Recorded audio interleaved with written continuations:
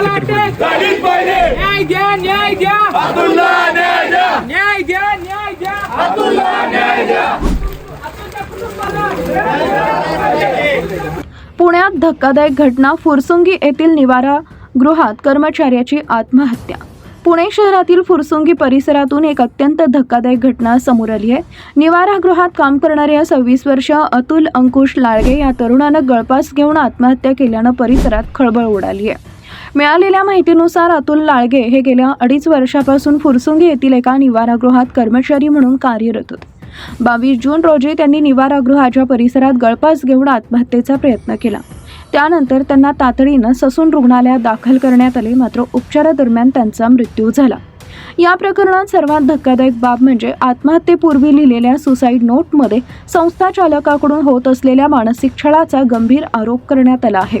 कमी पगारात जादा काम, सततचा मानसिक ताण, शिवीगाळ आणि धमक्या यामुळे अतुल नैराश्यात गेले होते, असा आरोप त्यांच्या कुटुंबियांनी केलाय. दरम्यान या घटनेनंतर फुरसुंगी पोलिसांनी संस्था चालकाविरोधात आत्महत्येस प्रवृत्त केल्याचा गुन्हा दाखल केला असून संपूर्ण प्रकरणाचा सखोल तपास सुरू आहे.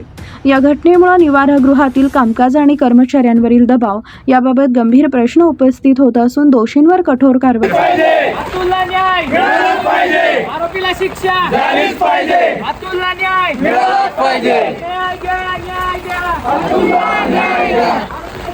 आवाज न्यूजसाठी संदीप जठार, गोंदवले.